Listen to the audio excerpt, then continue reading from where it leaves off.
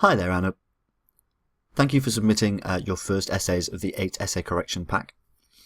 So what we'll be doing each time you submit these is working through and deciding how well you responded to the question, how well structured your essay is, whether it has a logical progression. Also, we'll be discussing the use of academic language and correcting your grammar. Over the course of the 8 essay corrections, what we hope to do with this is point out to you your most frequent mistakes and help you to fix them. So this question, about whether employees should remain in a single job or change jobs frequently, and to give to the extent to which you agree or disagree, you've responded well in the introduction, but your paragraphs are somewhat unfocused. Now, I believe this has come from a desire to include as much detail as possible, but it's much better, and it's highly recommended, to stick to a specific structure of essay writing. Each paragraph should only feature a single idea that is fully explored and supported, as I pointed out in the email. So here in this first sentence, where you talk about companies prefer recruits to stay in their workplace, this would be, I would consider this the topic sentence of the paragraph. But then you start talking about what the employees prefer. So we switch subjects.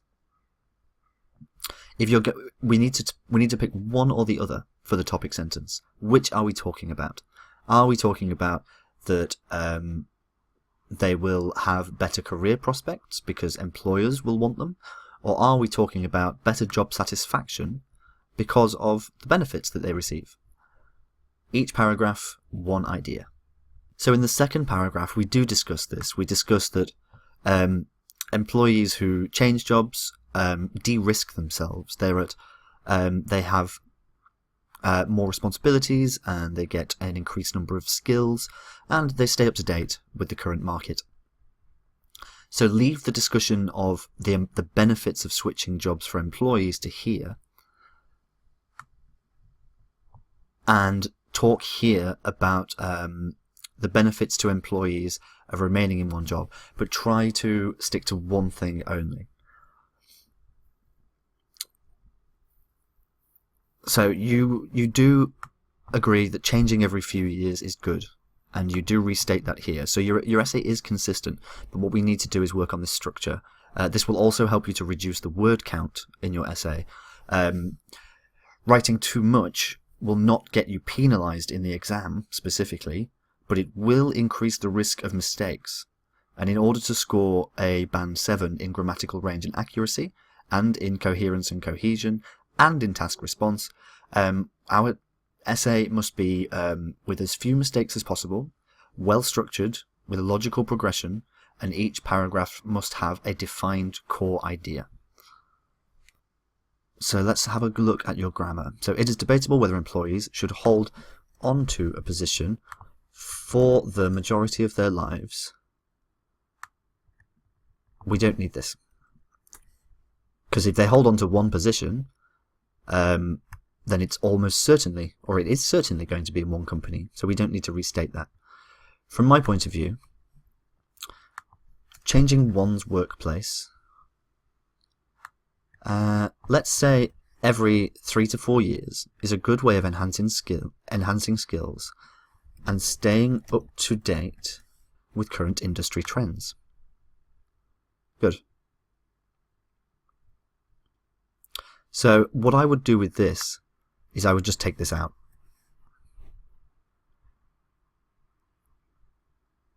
So a large number of people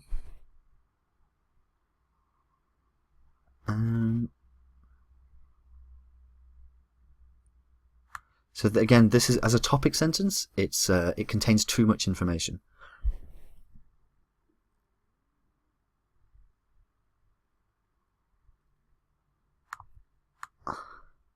A large number of people benefit from working for, continuously working for one employer, given the fringe benefits and stability that this achieves.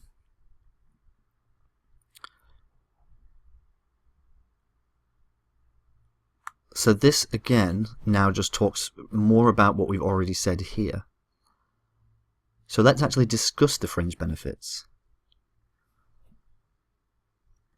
Loyalty, so remaining loyal, staying in one place. Loyalty to a company is often rewarded with pay increases, pension plans, and let's think of one more, and potentially even healthcare coverage.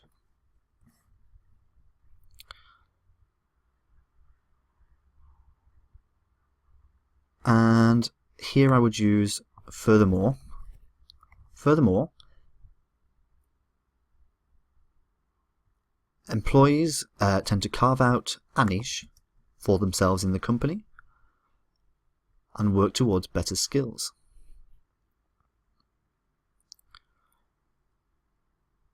In this era of widespread unemployment, there is an increasing demand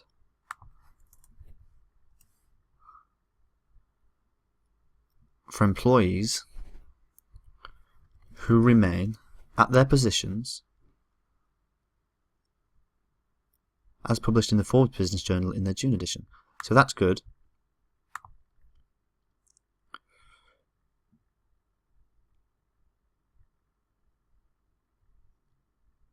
And here I would leave your opinion out of the body paragraph. However, employees who stick to one job for decades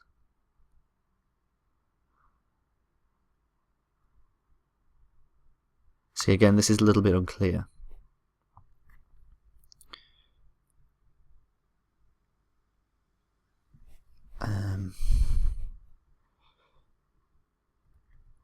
Will have less will be less extensively trained. Oh no, actually, will have a smaller variety of skills than those who switch.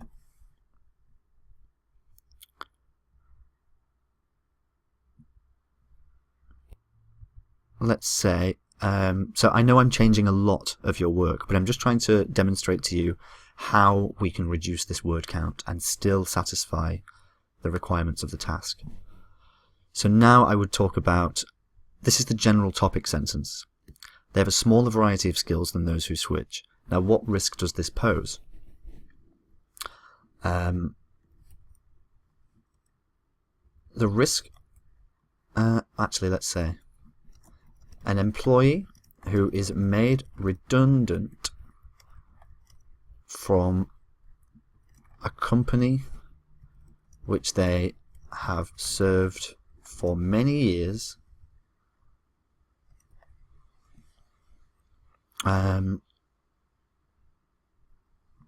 will have fewer job opportunities than a person who is extensively trained in many fields.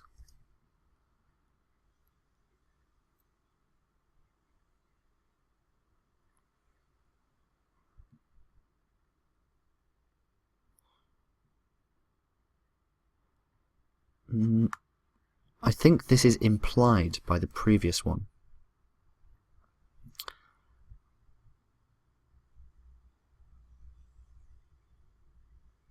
So once again, including recommendations about how people should conduct themselves in this situation is not required by the question. So what I would say,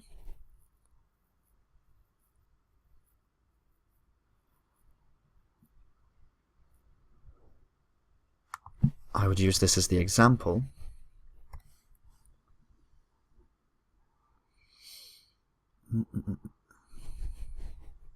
And then I would restate the subject here. I would say, changing jobs empowers employees to take up new challenges and master new skills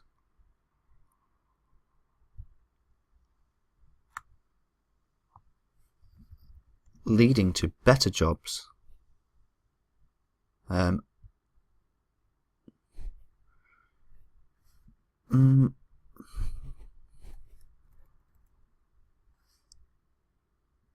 let's say with the potential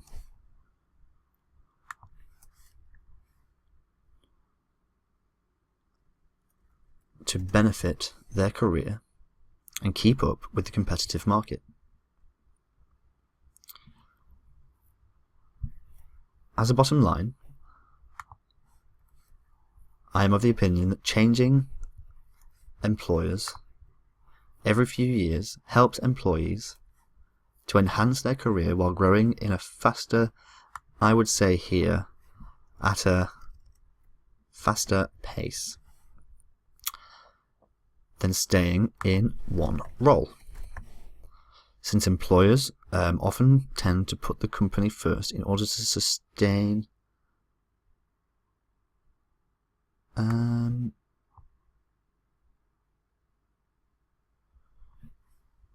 I would just say succeed. Now I may have cut this a bit too much, one sec. Nope, we're good.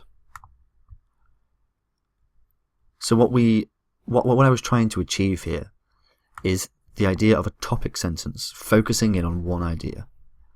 So a large number of people benefit from continuously working for one employer, given the fringe benefits and stability that this achieves.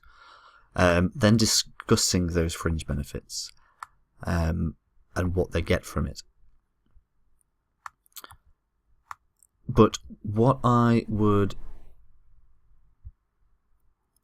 say is, in a how much do you agree or disagree essay, it's always, there are three ways you can respond to it. You can either strongly agree, or you can strongly disagree, or you can partly agree. Now, if you partly agree, you can have a discussion of both sides of the argument. But it's much simpler and easier to strongly agree or to strongly disagree. Because if you strongly agree with the statement, then all you have to do is write 2 paragraphs in support of your idea. If you strongly disagree, it's the same. 2 paragraphs in support of your idea. But if you somewhat agree, you have to switch topics. You have to write 1 paragraph in support and 1 paragraph in support of one idea and 1 paragraph in support of another, and then you have to conclude by balancing them, weighing them up. But if you just say, I strongly agree with this point of view, here's one reason why fully discussed, here's another reason why fully discussed, to conclude, I fully agree that because this. So that would be my recommendation for you. Simplify. Keep to a defined structure where we introduce the idea, we expand with some specifics, we support with an example, and then possibly explain how it relates back to the question. And in this way, we can. It'll be much easier for you to spot mistakes, to be grammatically perfect, because if you want to score above a band 7 or a band 8, you're going to have to reduce errors to almost none. Band 8 literally means that communication is clear, the task was fully responded to, and mistakes are incredibly rare. So if you're writing loads and loads and loads, you're going to increase the risk that you are making more mistakes. But let me move on to your letter. This is a very simple essay now.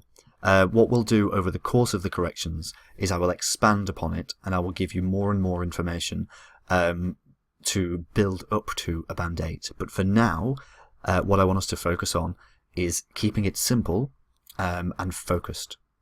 1 core idea per body paragraph that agrees with your introduction and conclusion, and all of that should directly respond to the question accurately.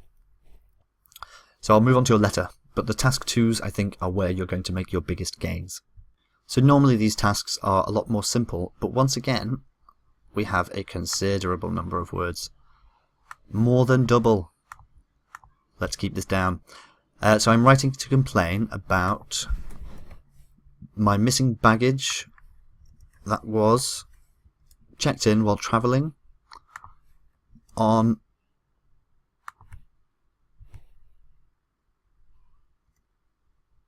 flight BA248 from Mumbai to Dallas, Fort Worth, via London Heathrow International Airport on July 5th. The day goes before the date.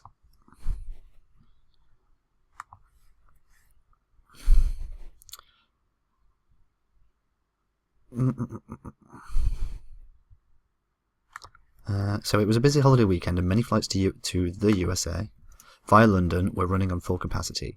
At London, I was issued a note from the airline, only one, at the terminal that one of my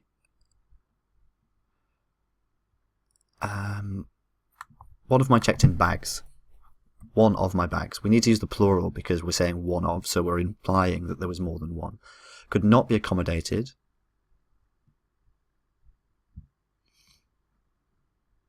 See, we've just got all of this extra information. This, for instance, does not contribute to the question at all, and neither does this. We're talking about your lost baggage, and we're seeking a resolution for the thing that happened to you. We don't need to describe the scene. We don't need to talk about what happened to other people. Oh, no. It's fine to describe what happened. So they gave you a note that told you your baggage could not be checked in, your baggage could not be accommodated, and that you would have to claim it at the immigration centre at Fort Worth.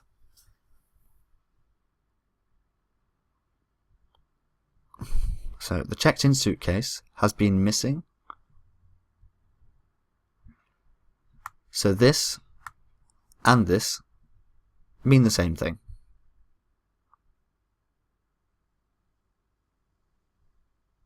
So what I would do is get rid of that. Get rid of that. I would change this to would.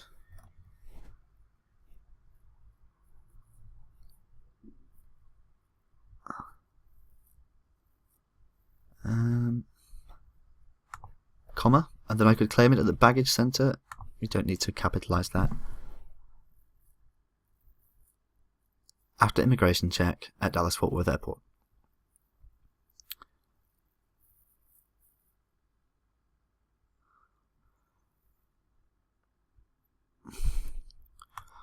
I would here change this to, or actually, upon my arrival, the baggage centre could not locate the luggage upon providing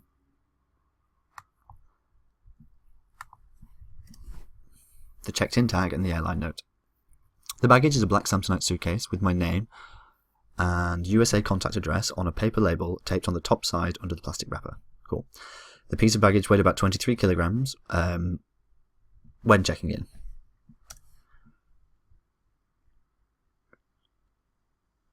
I am travelling for the first time to the USA. Should we not be talking about the past? Isn't this something that's already happened? Didn't you arrive in the USA?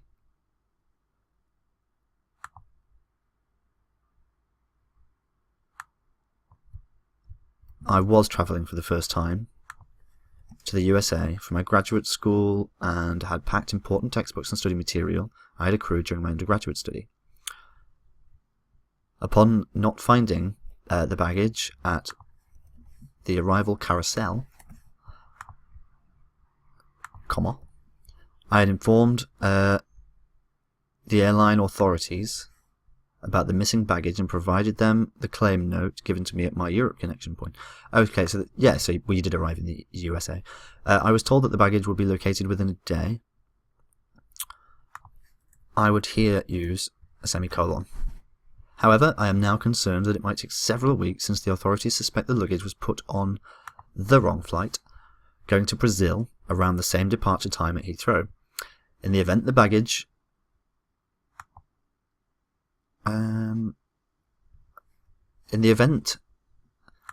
that the baggage cannot be located within a month,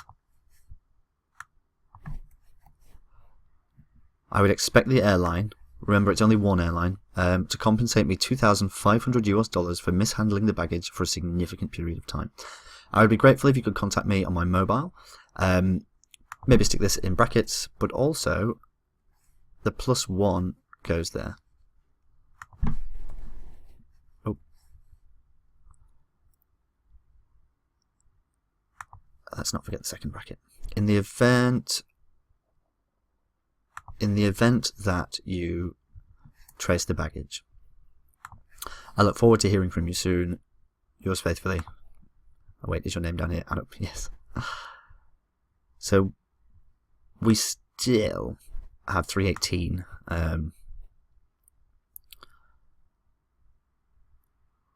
So I think what we need to do is work on your precision, is reducing the amount that you write in order to get your point across with fewer words.